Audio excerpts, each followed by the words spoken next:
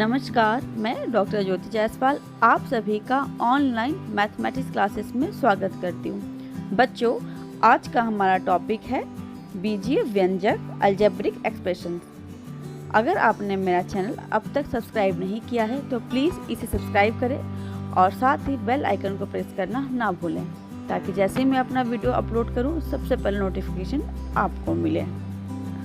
चलिए आगे बढ़ते हैं। बीजीय व्यंजक क्या होते हैं ये जानते हैं अब। चर और अचर या इनका समूह मौलिक गणितीय संक्रियाओं के चिन्हों से युक्त होने पर बीजीय व्यंजक कहलाता है। चर क्या होते हैं बच्चों? वे राशि जिनका मान निश्चित नहीं होता है। ये कोई भी अक्षर संख्या हो सकती है, जैसे अंग्रेजी या हिंदी वर्णमाला के अक्षर लेटर।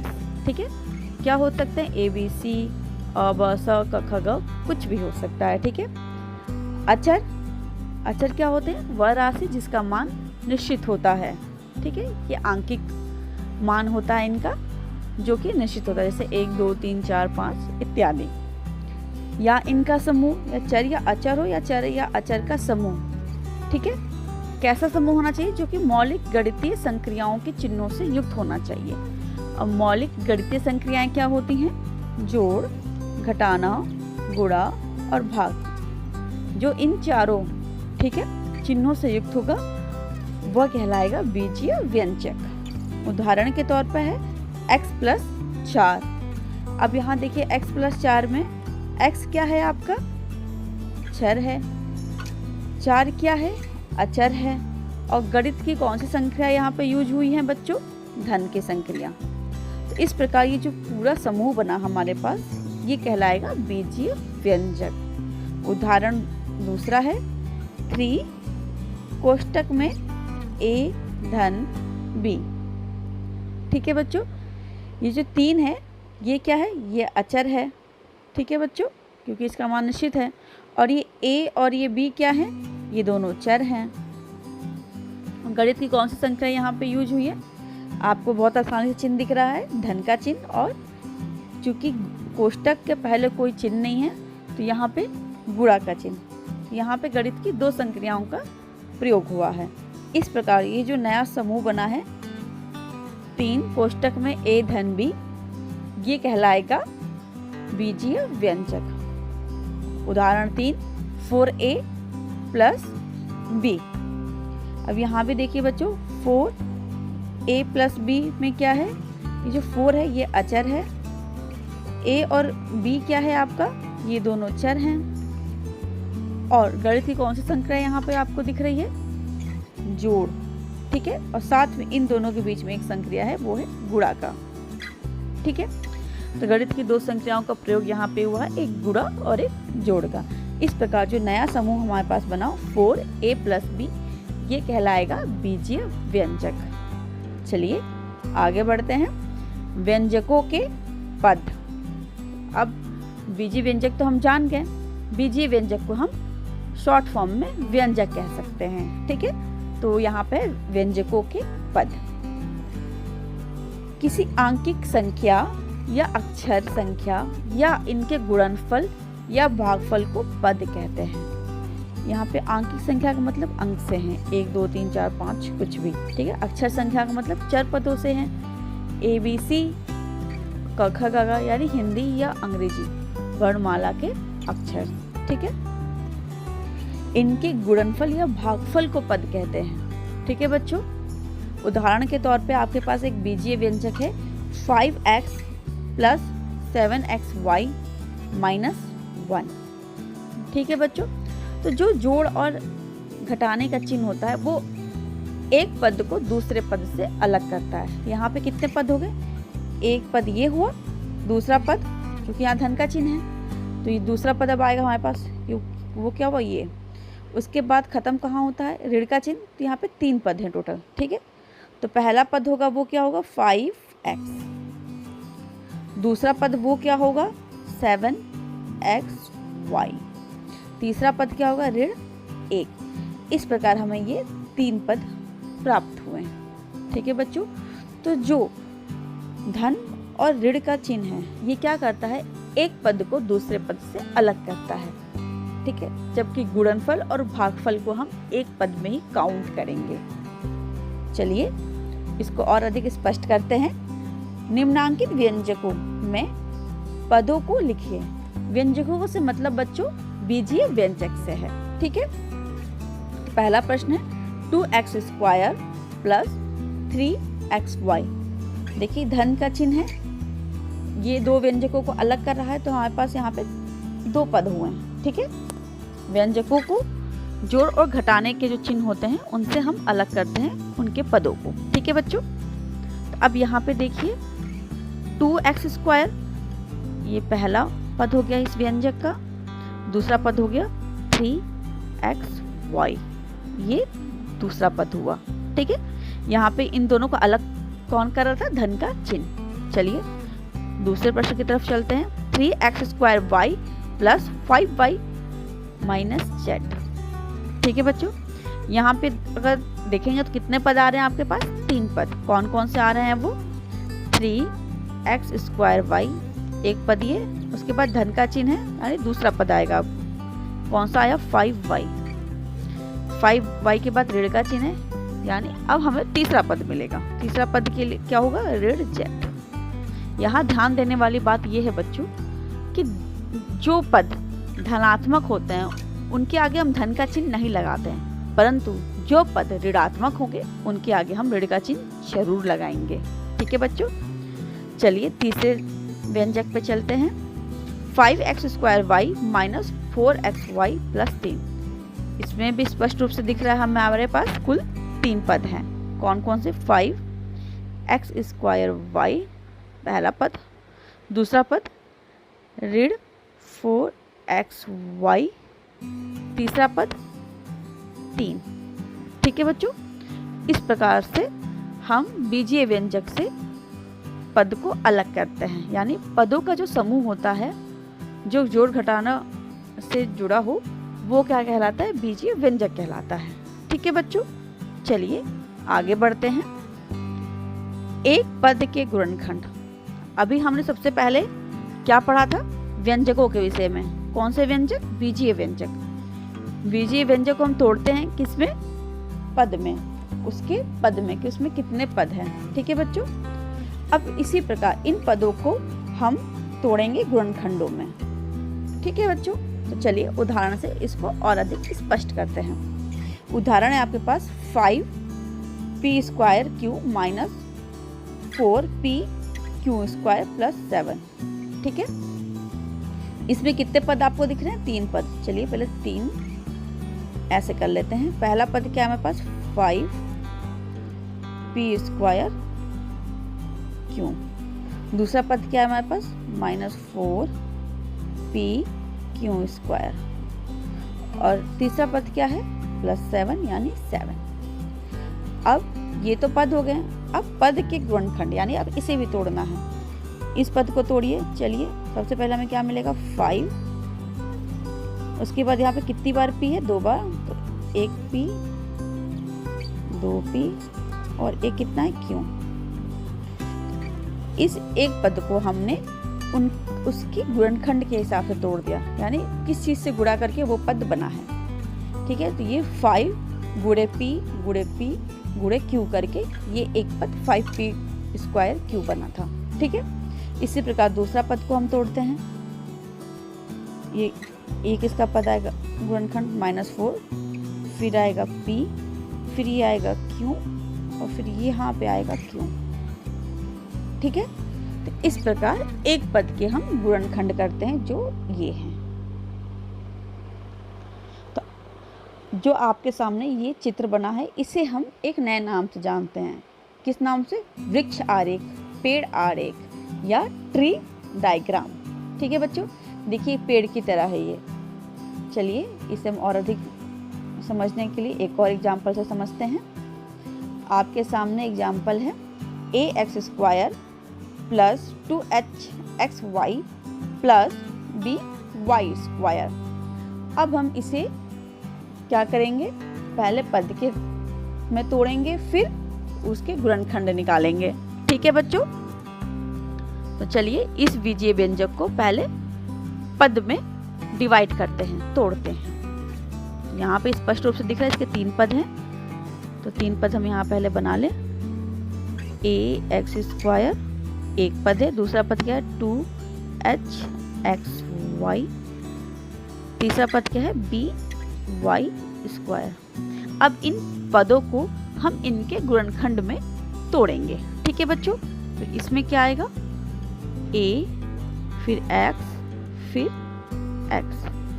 इसी प्रकार दूसरे पद को हम तोड़ सकते हैं कैसे 2hx और y। तीसरे पद को हम तोड़ेंगे कैसे by और y। इस प्रकार हमें एक वृक्ष आरेख या ट्री डायग्राम कहते हैं इसको, ट्री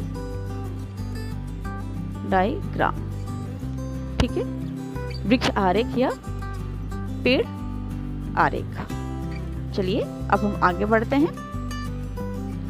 पद के गुणांक, हमने व्यंजक पढ़ा, व्यंजक के बाद हमने उनके पद पढ़े थे, पद में हमने उसके आगे उनके गुणनखंड पढ़े थे। अब हम पढ़ेंगे पद के गुणांक, कोफिशिएंट। तो ये क्या होते हैं बच्चों, चलिए समझते हैं।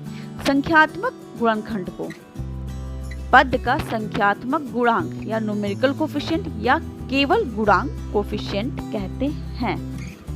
ठीक है बच्चों, तो चलिए देखते हैं कि हर पद का क्या गुणांक होगा। उदाहरण के तौर पे एक आपके सामने बीजीय व्यंजक है 6x² 9xy + 10y²। इसके कितने पद होंगे बच्चों, 3 पद होंगे, 6x² 9xy और 10y²। तो यहाँ पे जो आंकिक मान है, आंकिक मान क्या हो गया 6, 9 और 10, ये क्या होंगे गुणांक होंगे किसके, x² का गुणांक है 6, xy का गुणांक है 9, y² का गुणांक है 10। ठीक है बच्चों, चलिए और एग्जाम्पल से इसे समझते हैं। तो सबसे पहले इसमें एक नोट है बच्चों, जिसको बहुत ध्यान से आप समझिए।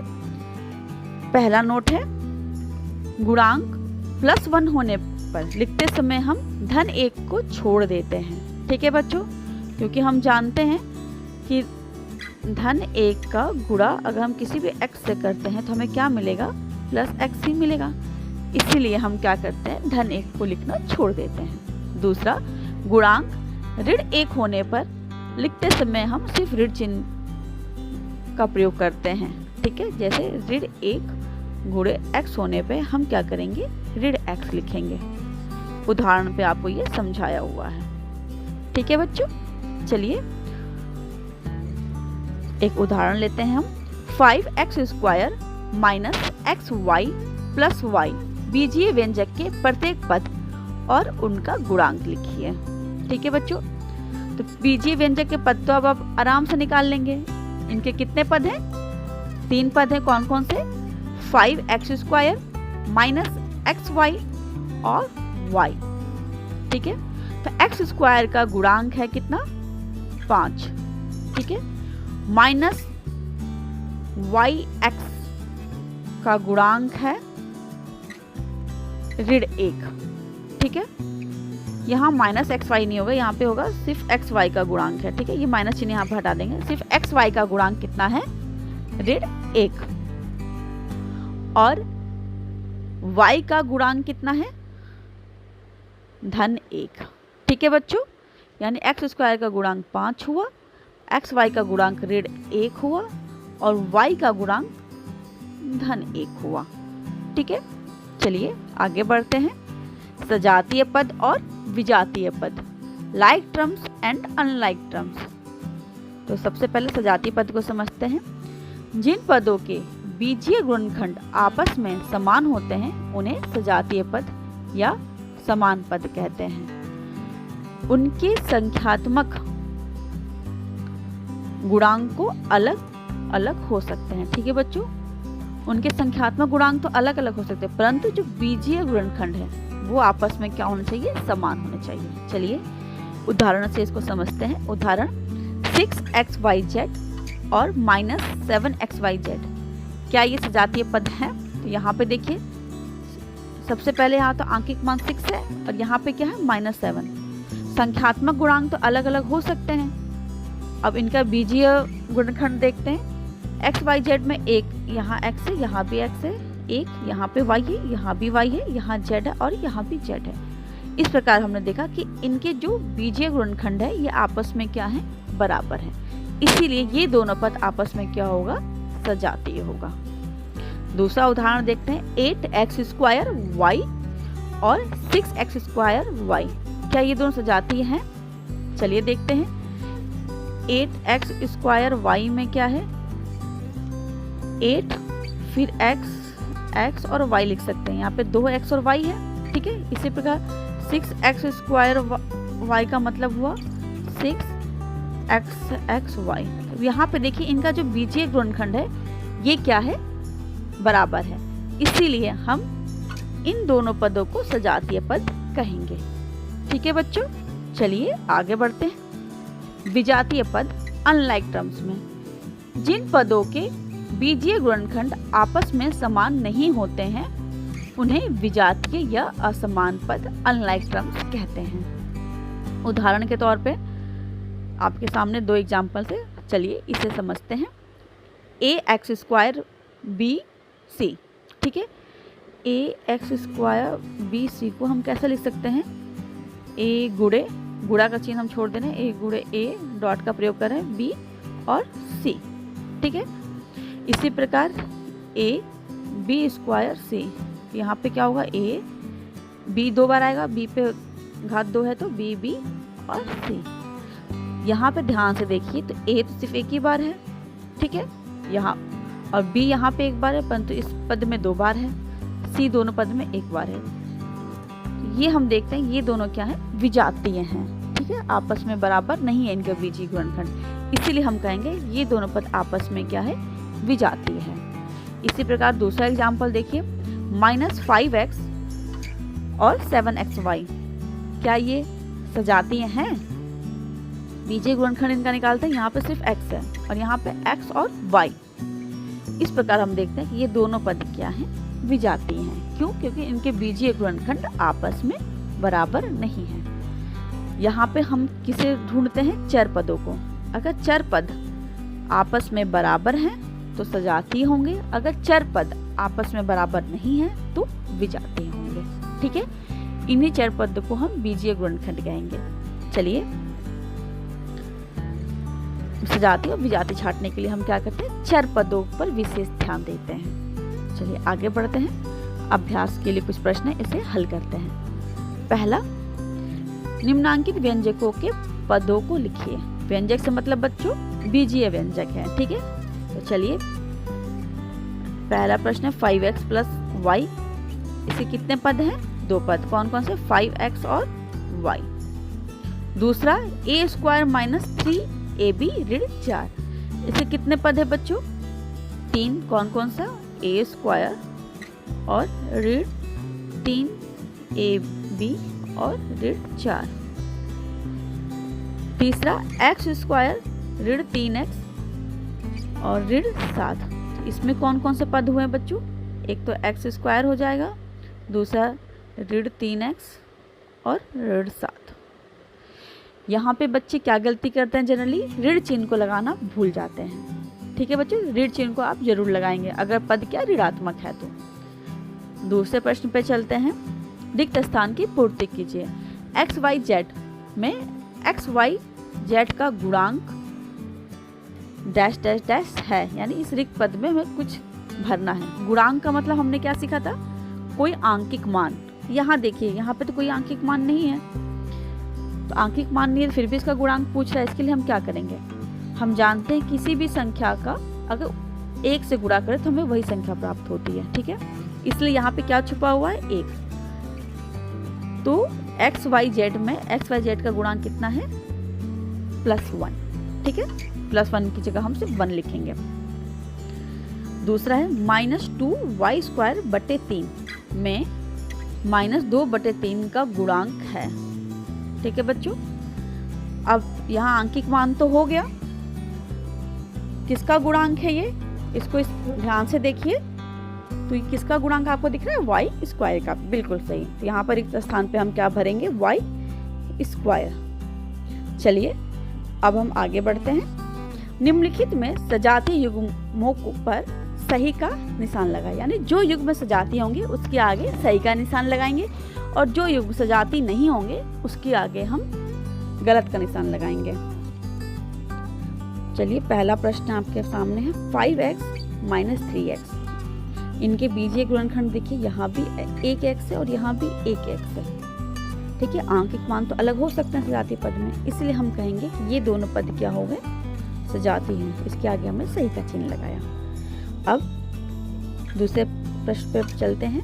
3ab और 7a² a² का मतलब a गुणे a, 2 बार a, परंतु पहले पद में सिर्फ एक बार a है। यहाँ हमने देखा कि बीजीय गुणनखंड आपस में बराबर नहीं है, इसीलिए ये सजातीय पद नहीं होंगे, इसको हमने कट कर दिया। अब यहाँ देखिए तीसरे प्रश्न पे b² ac और ab² c। ठीक है बच्चों, गुणा में क्रम विनिमय नियम फॉलो करता है। ठीक है, इसीलिए 3 का गुणा 4 से करें या 4 का गुणा 3 से करें, आपका जो गुणनफल होता है वो 12 होता है। इसी प्रकार a का गुणा हम b से करें या b का गुणा a से करें, इन दोनों का मान क्या होगा? समान होगा। ठीक है, यहाँ पे देखिए अगर बीजीय गुणनखंड हम इनके पदों को अगर तोड़ते हैं तो b b a c, और इस पद को हम तोड़ते हैं तो a b, एक b, 2 b और फिर क्या आएगा? c।